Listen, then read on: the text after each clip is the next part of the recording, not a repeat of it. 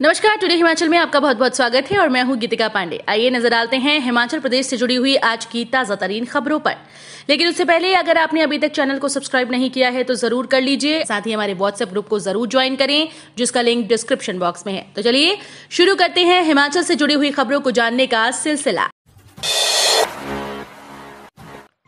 मैदानी जिलों में धुंध पड़ने, ठंडी हवाएं चलने का अलर्ट, जाने 6 दिनों का मौसम पूर्वानुमान। हिमाचल प्रदेश के मैदानी जिलों ऊना, बिलासपुर, हमीरपुर, कांगड़ा के कई क्षेत्रों में शनिवार और रविवार को सुबह शाम के समय धुंध पड़ने और ठंडी हवाएं चलने का येलो अलर्ट जारी हुआ है। मध्य और उच्च पर्वतीय जिलों में 22 दिसंबर तक मौसम साफ बना रहने का पूर्वानुमान है। शुक्रवार को शिमला सहित प्रदेश के सभी क्षेत्रों में मौसम साफ रहा। ऊना में अधिकतम तापमान 25.0, बिलासपुर में 24.5, सोलन में 24.0, चंबा सुंदरनगर में 23.5, धर्मशाला में 23.0, भुंतर में 22.9, कांगड़ा में 22.7, हमीरपुर में 22.0, मंडी में 21.8, शिमला में 18.0, डलहौजी में 15.8, मनाली में 15.0, कल्पा में 14.6 और केलांग में 7.7 डिग्री सेल्सियस दर्ज हुआ है। राहुल गांधी बोले, हिमाचल ने नफरत की मानसिकता को ठुकराकर प्रगति और प्रेम को गले लगाया। अखिल भारतीय कांग्रेस कमेटी के पूर्व अध्यक्ष राहुल गांधी की भारत जोड़ो यात्रा में हिमाचल कांग्रेस के सभी विधायकों ने शुक्रवार को शामिल होकर 14 किलोमीटर तक पैदल सफर किया। यात्रा के 100 दिन पूरे होने पर राजस्थान के दौसा में राहुल गांधी के साथ सुबह 8:30 से दोपहर 1 बजे तक विधायकों ने 4.5 घंटे का सफर किया। यात्रा में मुख्यमंत्री सुखविंदर सिंह सुक्खू, उप मुख्यमंत्री मुकेश अग्निहोत्री, प्रदेश अध्यक्ष प्रतिभा सिंह और प्रभारी राजीव शुक्ला शामिल हुए। सीमेंट प्लांट बंद होने से हिमाचल की आय में रोजाना हो रहा 2.26 करोड़ का नुकसान। हिमाचल प्रदेश के दाड़लाघाट और बरमाणा में सीमेंट प्लांट बंद होने के तीसरे दिन अदानी समूह का आधिकारिक बयान सामने आया है। समूह के प्रवक्ता विकास की ओर से जारी बयान में कंपनी को आधिकारिक तौर पर शुक्रवार दोपहर 12 बजे से बंद करने की घोषणा कर दी। उन्होंने कहा कि इससे दाड़लाघाट व उसके आसपास कंपनी से जुड़े करीब 9,000 से ज्यादा लोग प्रभावित हो रहे हैं। इससे प्रदेश के राजस्व में रोजाना 2.26 करोड़ रुपए का नुकसान हो रहा है। 22 से 24 दिसंबर तक धर्मशाला में होगा विधानसभा का शीत सत्र, अधिसूचना जारी। हिमाचल प्रदेश के 14वीं विधानसभा का प्रथम सत्र 22 से 24 दिसंबर तक विधानसभा सदन तपोवन धर्मशाला में होगा। शुक्रवार को राज्यपाल राजेंद्र विश्वनाथ आर्लेकर की ओर से इस बाबत अधिसूचना जारी कर दी गई। 22 दिसंबर को शीत सत्र के पहले दिन सुबह 11 बजे प्रोटेम स्पीकर चंद्र कुमार नवनिर्वाचित विधायकों को शपथ दिलाएंगे। 23 दिसंबर को विधानसभा अध्यक्ष का चुनाव होगा। इसके बाद राज्यपाल का अभिभाषण होगा। सोलन और बिलासपुर के डीसी दोनों पक्षों के बीच टकराव को सुलझाएंगे। हिमाचल में सीमेंट कंपनी और ट्रक मालिकों के बीच उत्पन्न विवाद सुलझाने को उपायुक्त सोलन और बिलासपुर को दूसरे दौर की वार्ता के निर्देश दिए गए। ये वार्ता शनिवार को होगी। दोनों जिलों के डीसी दोनों पक्षों के बीच टकराव को सुलझाएंगे। मुख्य सचिव के साथ बैठक के बाद प्रधान सचिव उद्योग RD नजीम ने इस बात की पुष्टि की है। कर्मचारी चयन आयोग को हाईकोर्ट की नसीहत, कहा साक्षात्कार से पहले करें योग्यता मूल्यांकन। हिमाचल प्रदेश हाईकोर्ट ने कर्मचारी चयन आयोग की कार्यशैली पर टिप्पणी की। आयोग को नसीहत देते हुए अदालत ने साक्षात्कार से पहले योग्यता का मूल्यांकन करने के आदेश दिए। अयोग्य अभ्यर्थियों को साक्षात्कार के लिए बुलाकर आयोग ने याचिकाकर्ता को वंचित किया था। न्यायाधीश विवेक सिंह ठाकुर ने आयोग को आदेश दिया कि वो याचिकाकर्ता सहित अन्य योग्य उम्मीदवारों को साक्षात्कार के लिए बुलाएं और कनिष्ठ प्रोग्रामर के पद पर तैनाती की सिफारिश करें। मनाली में दुगना हुआ पर्यटकों की संख्या, कोकसर सिस्सू में ले रहे बर्फबारी का आनंद। नववर्ष और क्रिसमस से पहले मनाली में पर्यटकों की चहलकदमी बढ़नी शुरू हो गई। पिछले सप्ताह की तुलना इस सप्ताह यहां पहुंचने वाले पर्यटकों की संख्या दुगनी हुई। क्रिसमस और नववर्ष पर पर्यटकों की संख्या में और भी बढ़ोतरी होगी। नववर्ष और क्रिसमस का जश्न मनाली के लिए मनाली पैक होने लगी है। होटल्स की ऑनलाइन बुकिंग में भी इजाफा हो रहा है। बाहरी राज्य से रोजाना मनाली पहुंचने वाले पर्यटक वाहनों की संख्या 1000 का आंकड़ा पार कर रही है। इसके अलावा करीब 100 लग्जरी बसेस भी पर्यटकों को लेकर रोजाना मनाली पहुंच रही हैं।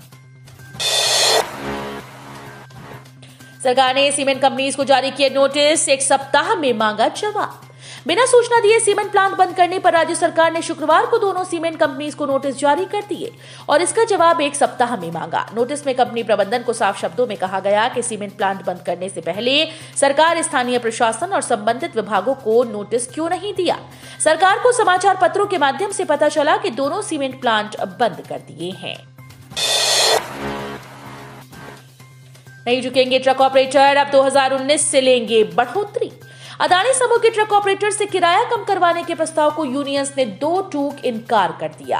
अब ट्रांसपोर्टर अप्रैल 2019 से बढ़ाई जाने वाले किराए की मांग सरकार और प्रशासन से करेंगे। इसे लेकर शनिवार को 8 ट्रक ऑपरेटर यूनियंस के 32 पदाधिकारी उपायुक्त सोलन से मिलेंगे और बैठक कर उनके समक्ष अपनी मांग रखेंगे।